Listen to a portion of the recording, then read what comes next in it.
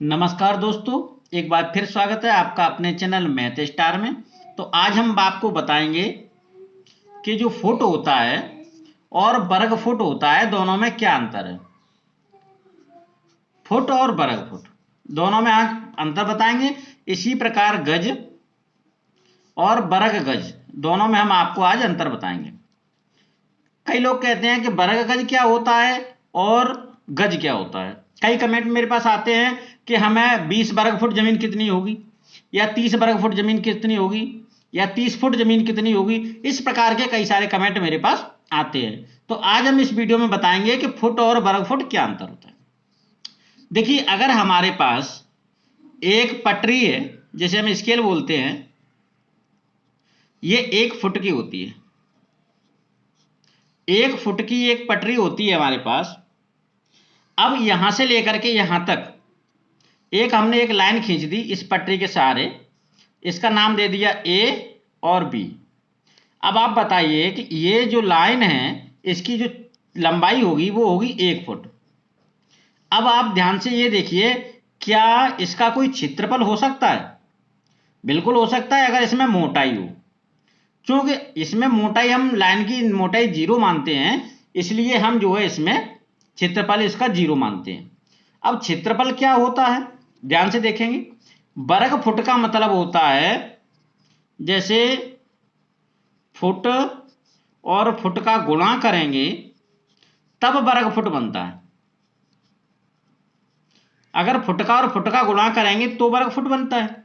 तो अगर हमारे पास ये 1 फुट चौड़ा 1 फुट लंबा जो कोई लाइन है, तो ये केवल लंबाई है। अगर हम इसे चौड़ाई भी अगर इसमें लगा देते हैं, जैसे 1 फुट की हमने चौड़ाई भी ले ली, तो फिर एक इसके साथ एक आकृति बन जाएगी और ये हो जाएगा फुट लंबा और फुट चौड़ा।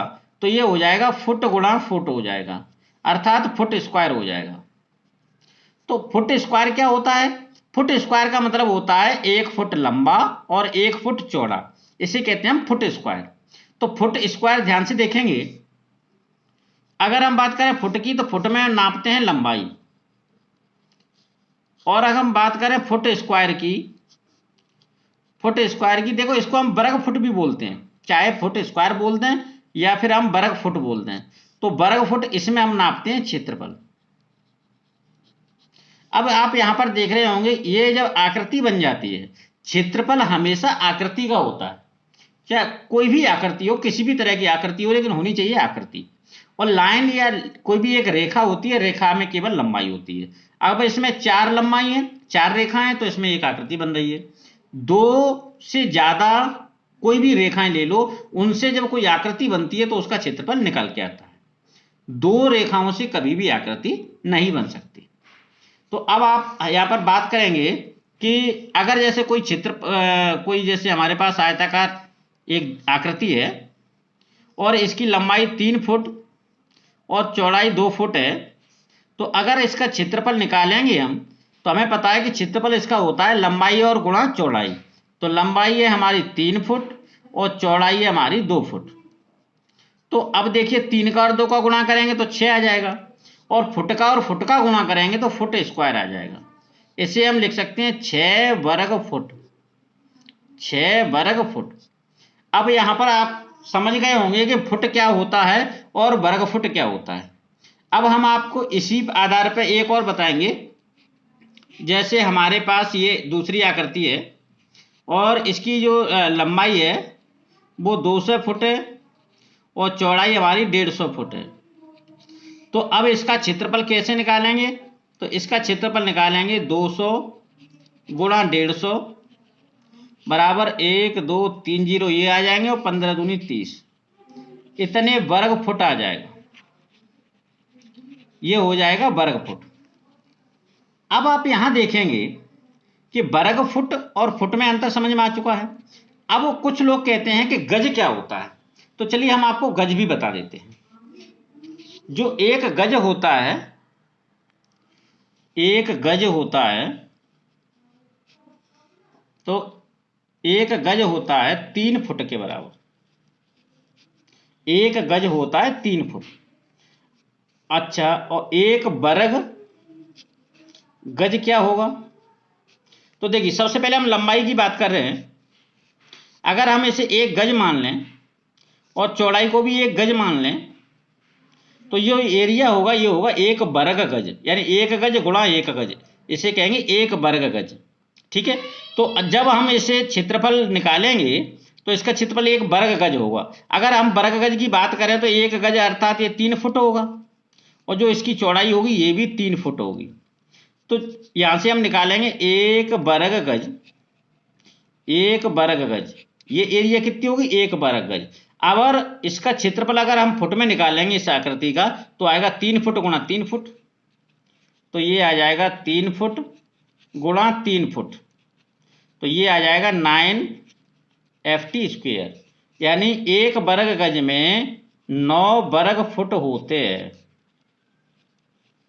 1 वर्ग गज में 9 वर्ग फुट होते हैं। अब यहां पर कई बार क्या होता है कि कोई हमने कोई प्लॉट खरीदा और उसकी हमें डायमेंशन पता है कि हमारी जो लंबाई है वो 300 फुट है और चौड़ाई 60 फुट है, तो अब हमारा जो प्लॉट है वो कितने गज होगा। तो सबसे पहले गज में डायरेक्ट न निकाल करके सबसे पहले हम क्या निकालेंगे, सबसे पहले इसका क्षेत्रफल फुट में निकालेंगे। तो क्षेत्रफल इसका हो जाएगा 300 गुणा 60, 300 3 छिक्के 18 और 3 जीरो, इतने वर्ग फुट हो जाएगा।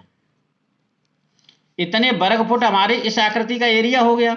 अगर गज की बात करें तो देखिए वर्ग गज में 1 वर्ग गज में 9 वर्ग फुट होते हैं, जैसा कि आप ये देख पा रहे हैं। तो अब इसमें अगर हम 9 का भाग दे दें तो हमारे गज बन जाएंगे।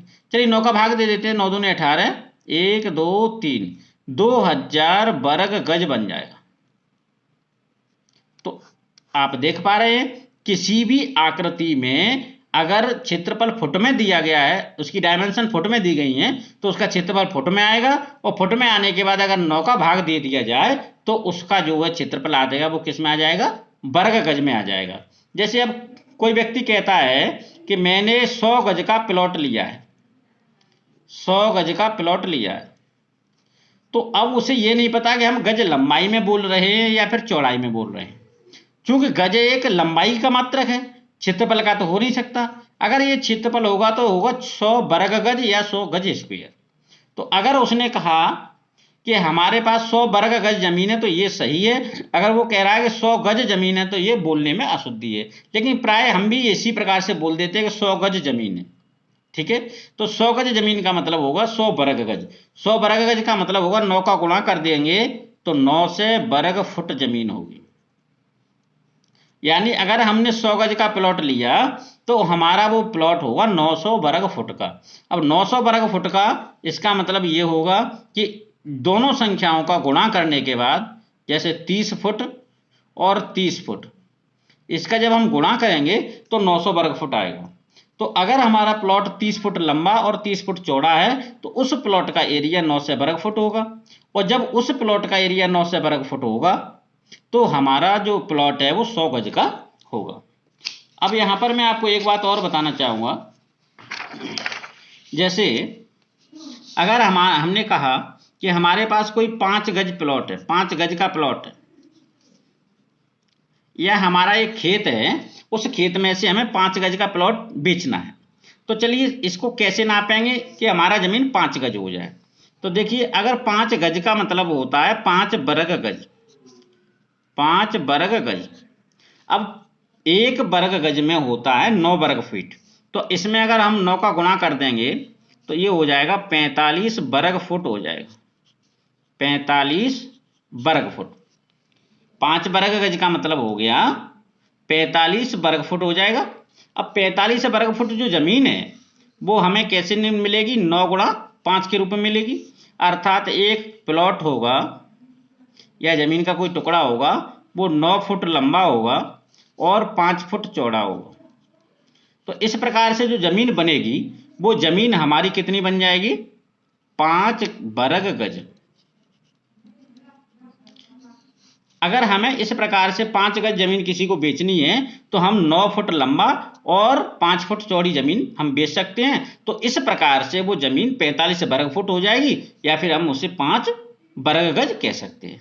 इसी प्रकार से अगर हमारे पास 100 गज या 200 गज या 50 गज, जैसे कोई आदमी 50 गज का प्लॉट लेता है तो 50 गुणा 9 बराबर 450 वर्ग फुट हो जाएगा, 450 वर्ग फुट। अब 450 वर्ग फुट अगर इसे 20 फुट चौड़ा कर दिया जाए तो 450 बट्टे 20 करेंगे तो कितना हो जाएगा 22.5। तो 20 फुट चौड़ा कर दिया जाए तो 22.5 फुट लंबा जो प्लॉट होगा वो हमारा 50 गज का प्लॉट हो जाएगा। तो इस प्रकार से हम प्लॉट को या जमीन को वर्ग फुट में और फुट में, गज में और वर्ग गज में नापते हैं। तो यहाँ पर ध्यान देंगे कि गज में हम लंबाई को नापते हैं, फुट में हम लंबाई को नापते हैं और वर्ग फुट में क्षेत्रफल नापते हैं और वर्ग गज में भी,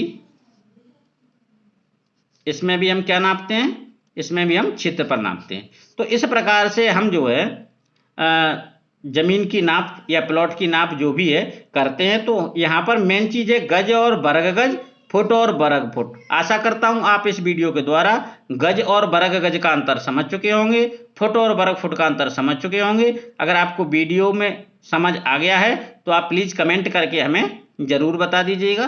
तब तक के लिए नमस्कार, मिलते हैं अगले वीडियो में, धन्यवाद।